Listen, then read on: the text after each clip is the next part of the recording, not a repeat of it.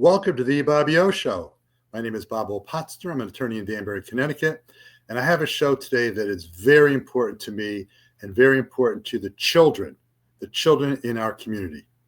Those of you who follow the news, I'm not going to do a political show today, but we all know in the last month or so, our new administration in Washington, D.C. is taking cuts to our budget in an inappropriate way, a lot of the courts believe. And what they're doing is hurting children. It's a cliche to say the children are our future, but they are. And I would say to you that I believe my generation has dropped the ball immensely for the children of our country, and we have to help the children. And my guest today is Rachael Levine, who is involved in a foster program. She's a board member of the Annie C. Courtney Foundation, Inc., which deals with assisting foster children. And we're going to talk about her experiences and what this organization does. But it's critical that we support children in our country. And I recently read that the immigrant program to help young children go to court and assert their rights has been cut funding-wise. So we'll talk to Rachael Levine about how we protect our children and what she is doing to help us protect our foster children and others. Rachael Levine, how are you? Hi, thank you so much for having me. Well, Rachael, I often will have the guest introduce him or herself, but I thought that the opening salvo in your Annie C. Courtney Foundation, I'll call it the Courtney Foundation, was so wonderful. I think I would just read it. It's very short. It tells me a little bit about you, but we're going to explore your past, your present, and your future. Rachael is a former foster youth with a passion for finding a way to give back. Adopted at age 17, she spent the majority of her teenage years in the system. After graduating from Danbury High School, she attended college at Western Connecticut State University and then went on to law school and got her degree from the Roger Williams School of Law that's in Rhode Island. Rachael spent the last 5 years of her career as an assistant attorney general for the Connecticut Office of the Attorney General as one of several attorneys representing the Department of Children and Families. Making her son and daughter her priority, she left state employment and has begun her own practice focused on child protection matters and various other areas of the law. Rachael and her husband, Jeff, have two beautiful children. Her son, Hunter, is 3, and her daughter, Hudson, is a 3-year-old. They are her world, and she shares the struggle of fitting everything else in with them in her blog, which is called Carpaneto, Carpaneto, Chaos. Rachael brings her love for networking and socialization to the Annie C. Courtney board as the point person for fundraising. When do you sleep, by the way? Not as much as I should, but I have been trying to prioritize my self-care lately because I preach it to my clients, so I need to do it for myself. A couple of updates. I haven't read that in a while, so I'm going to have to bother the director to update it, but my kids are 4 and 6 now, so it was written a little while ago. But thank you so much for sharing that. I spent 15 years, I think, as you know, and my audience knows, on boards of education in 2 different communities. Shelton, where I grew up. I was 24 years old and got on the Board of Education in Shelton the first time, and then Richfield for 6 years, where I moved to. And the mission of protecting children has got a soft spot in my heart for that. Tell me about this organization, the Annie C. Courtney Foundation.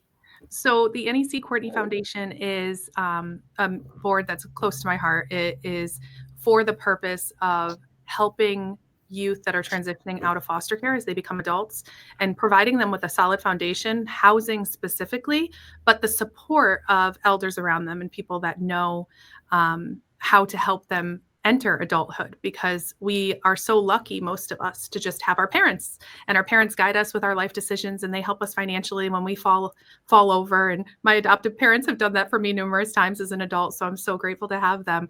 But a lot of these kids that are aging out of foster care all of a sudden just don't have anybody. And if Rachael, what you just said about having parents is a critical point, because many of us take it for granted that we have 2 parents in our home. When I was a kid, it was unusual for the mother to be working, although we had a family business, and so both parents worked in our family business. But people take it for granted that they have a mother and a father. Even a divorced family or a family that's lost, through death of a parent, has at least one parent or a grandmother, whatever. But we don't realize, we take it for granted that some kids don't have anybody. Would you tell me, for those who don't know, what is foster care anyway? So foster care, it comes into play when there's a family with neglect or abuse concerns, and the state doesn't feel that the parents can keep the children safe. So the children end up entering foster care, either relative or non-relative, more likely relative lately, but they enter foster care and they're no longer in the care of their parents. So that's essentially what foster care is. There's a lot to it, but the nuts and bolts. And I've gone through the website for the Courtney Foundation. We could spend 2 hours just going through that. But what essentially is the goal and objective of the Courtney Foundation? The main mission is so we do help recruit foster families currently at NEC Courtney, and help DCF find foster families. There's several agencies that do it, but NEC is one of them. And the main mission and the goal of the director and the founder since she opened NEC was to find housing that we could purchase as part of the NEC Courtney Foundation and be able to put children aging out of foster care into this housing and help them build stability and find a path toward independence without just being thrown to the wolves, that is the world of adulthood, on their own, and having the board of directors and the director of the agency support that youth in becoming the adult that they're meant to be and helping them have a positive, successful outcome. I happened to have read the mission statement before I got on the show today, and I just thought that one of the lines was just particularly important, which is that the foundation has a vision that every person, no matter what their life circumstances, needs and deserves caring relationships. That's an awesome statement. And to me, that applies to anyone who's living in the United States of America. And that also applies in my eyes. If you have a child here whose parents may or may not be legal, the child born here has certain rights, and we need to protect every child because every child is important. So comment upon that, please. Every single one. So we have so many vulnerable populations in these children, regardless of whether they're in foster care, whether they're an immigrant child, whether they're the child of an immigrant and they were born here. There are so many things that could go wrong and so many vulnerabilities, and people could take advantage of that. They could be hurt. They could be trafficked. There's so many things that could happen. And having agencies such as NEC to make sure that we're picking up those children where they were dropped off or where they were left, and picking up the pieces and making sure they get everything they deserve to be able to meet their potential. Because we have to help these children meet their potential. They all have such great potential, so we can't not give them the resources to meet it. And in looking at your website for NEC Courtney Foundation, the services that they offer that help children are awesome. Can you give me a couple of examples of the services that the NEC Courtney Foundation offers children who are in this circumstance? So a couple of the situations that I've seen personally as I've been on the board of directors for NEC have been helping these children find relatives once they're out of foster care or getting close to getting out of foster care, helping them investigate and locate those relatives to connect them so that they have those connections in their lives. And the other is small scholarships. We don't have large scholarships because most of our funding is going towards this bigger project of being able to provide housing. But we do have some small scholarships that we can provide to children in need. And we also collect a lot of donations, and we can provide those to foster families as DCF workers reach out to us. I, as an attorney for these children, have used the resources that NEC has and taken some of the fundraising items that we've had and given them for Christmas and different occasions to the kids that we represent. Do you literally go to court for some of these kids as their attorney? Yes. Is that through your own law practice? What's the name of your law practice? It's Levine Litigation in Brookfield, Connecticut, but it's through the Office of the Chief Public Defender through contracts that we hold. I see. So your law firm has contracts with the state of Connecticut. Yes. And the state pays you. I'm sure it's it's very not a big compensation level. We're fighting for an increase now. Actually, it's up in the appropriations committee. So they pay us. Okay. Well, do they pay? Can you give me an idea what they pay an hour? So it's $88 an hour for most of the cases. Well, just so you know, those people who hired lawyers, typical lawyer fees in the Danbury area are much higher than $88 an hour. So for your firm to be doing that kind of stuff, you are contributing both your time and your effort and saving people money. What kind of cases does the state want you to cover in their contracts to help kids? What kind of cases come up for them? We represent children and parents in neglect and abuse cases. So whenever a parent is accused of a neglect or abuse, we could represent them. But focusing on the children, actually, Bill Bumpus in my office represents the majority of our children in the office now. I probably have 10 to 15 children that I represent personally. Nice. But we represent those children in those neglect and abuse cases, whether they're living with their parents or they're in foster care, and we make sure that their needs are being met regardless of where they're at. And we listen to them and hear them if they're of speaking age. There's a department in Connecticut called the Department of Children and Family Services. Is that correct? Department of Children and Families, yes. Yes. And that's an organization that's run by the state. And if, let's suppose, a next door neighbor calls up and says, I saw this mother or father beating up the child who's 4 years old and the kid's bleeding, what do I do? Is that where DCF, they call it DCF, gets involved? Yes. If somebody calls and alerts them, they step in. And there are some people who are mandatory reporters, correct? So like if you're a teacher or a Sure, therapist, your pediatrician are mandatory reporters. So they will report, and it's confidential when they make the reports by statute. I don't do DCF work. I kind of shipped it out to other lawyers to do, not because I don't like the work. It's just that others are more expert. I can't do everything. And DCF, yes, I can. Thank you. I love you too. DCF, though, will decide if a child needs to be placed somewhere. And is that how the foster process works? Yes, DCF is in charge of the placement. So when a child comes, and I'm not an expert on this by any means, but my understanding is that when a child comes into care, DCF has decided that this child's in danger if they're with either of their parents. DCF meets, they meet with their legal, they meet with their leadership team, and they decide we need to put this child into foster care. And then they start the rigorous, fast process of finding where are we going to put this child. And that could happen within 2 hours by having a foster family ready to go that's willing to take the child or children, or it could take several hours and a child's in the DCF office until midnight while they're trying to find a placement for them. And how does I'm trying to understand the process. Child gets abused, the police or whoever gets involved. I guess there's a 211 number that gets, what's the phone number you have to dial if you Oh, it's the care line number. So it's the DCF care line that gets called. Okay, so DCF care line gets called. The police may get involved immediately.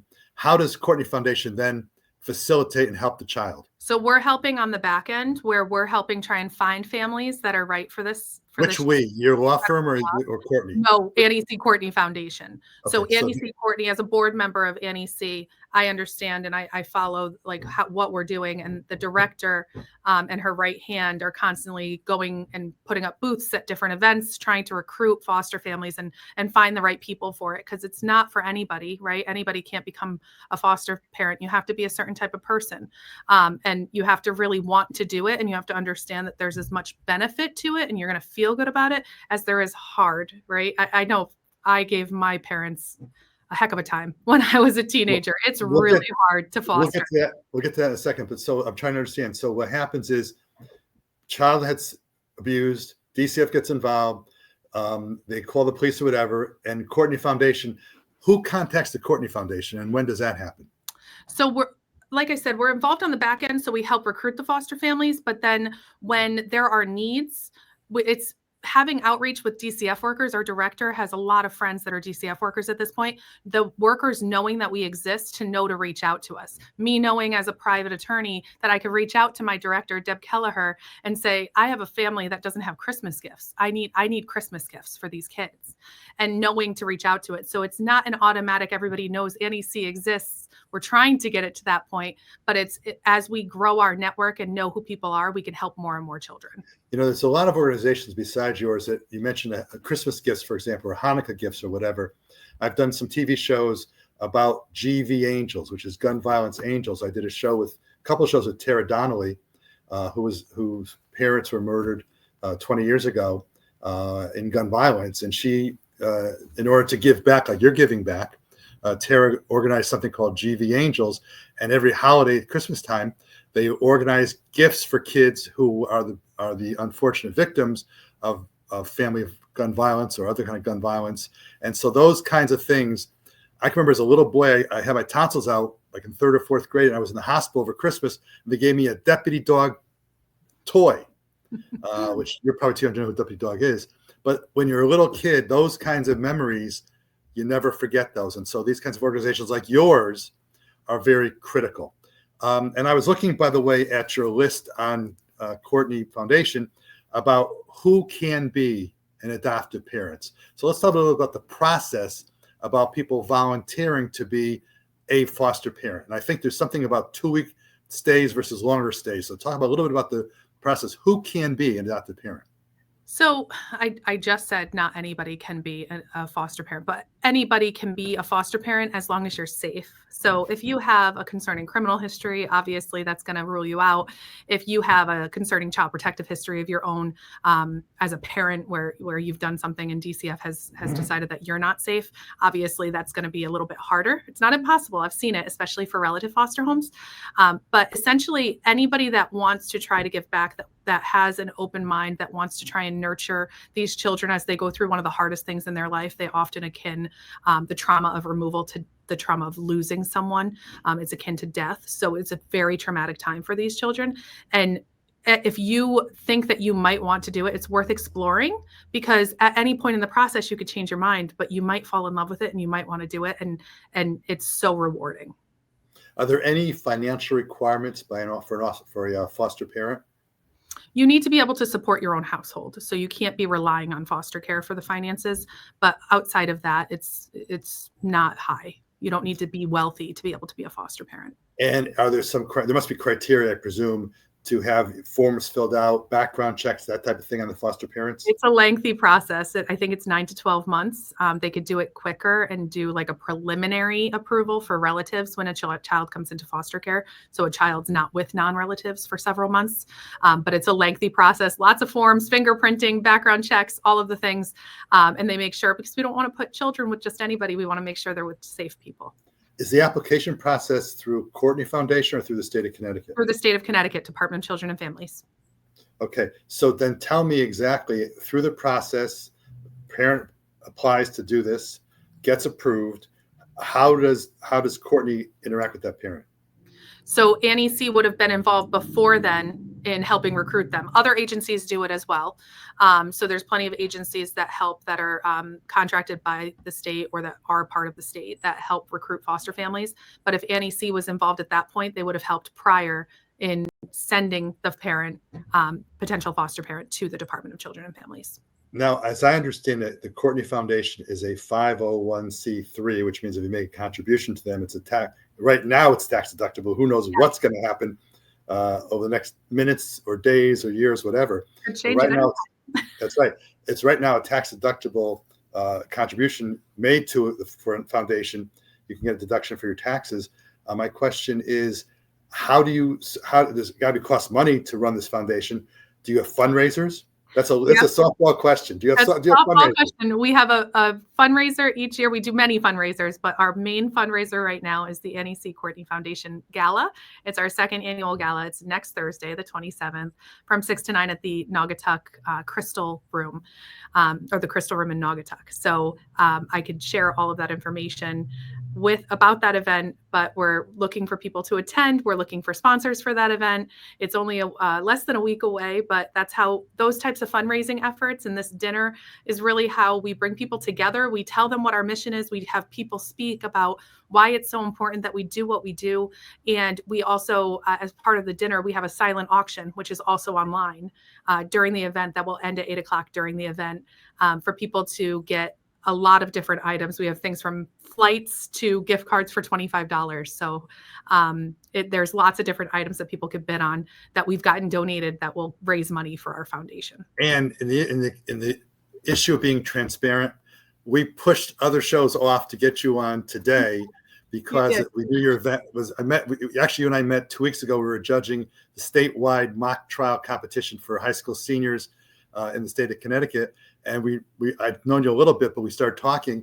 And so I shifted my shows around to get you on today. Changed your whole world around for me. That's right. And the world revolves around Bob Yo usually. But I think Jonathan my director has, there it is. What is that thing on the screen? What's that flyer? This is a sponsorship flyer with all of the information about how you can sponsor the event next Thursday, or how you can donate to NEC. You could go to nec.org.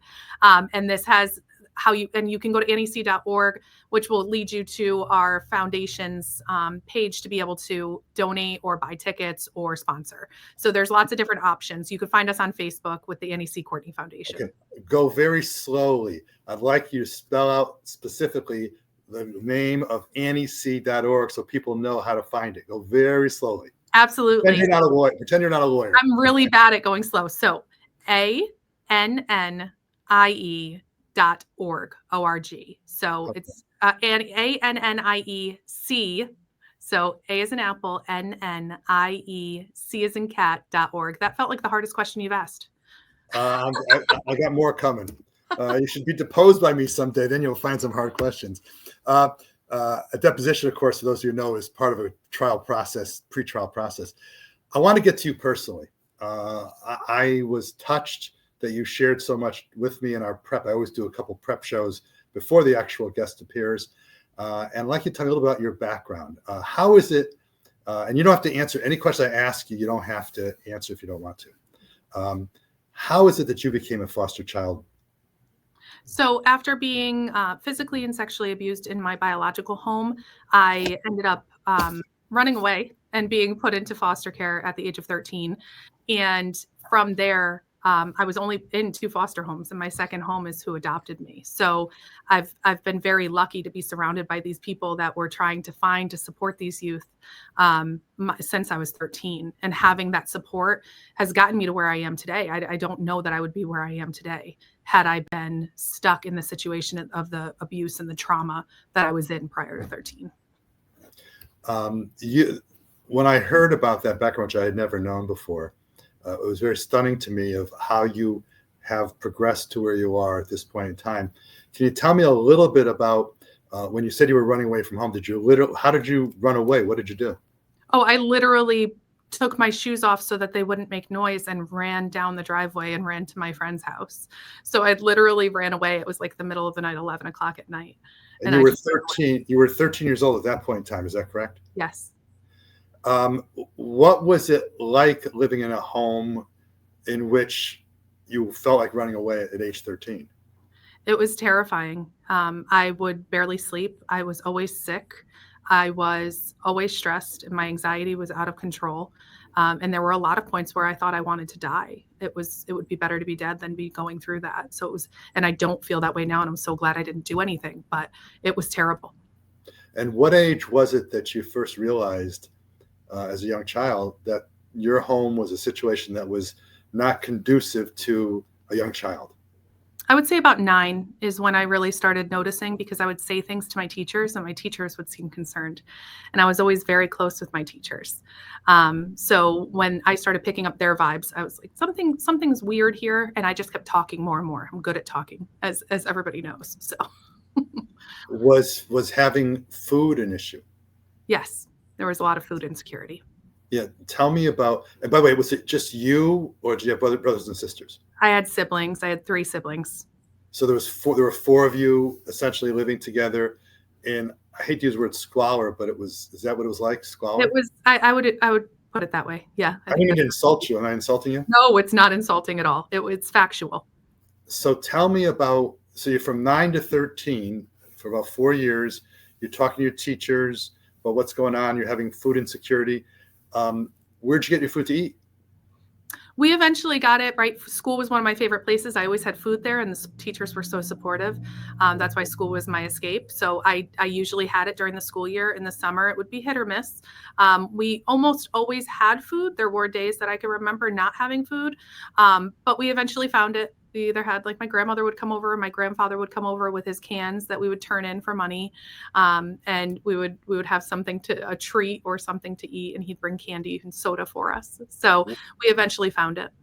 So there are programs through the government. I remember when I was on the boards of education, those 2 different school districts, we had food. Some kids would get food, and there was always an effort by the Board of Ed and the administrators to make sure that everyone didn't know that you were, for example, were a child who was getting special food meals and whatever. Did you ever get harassed or bullied in some way about the way you looked clothes-wise or food-wise or whatever when you were in school? Not until middle school, actually right before going into foster care, I think was like the worst of it.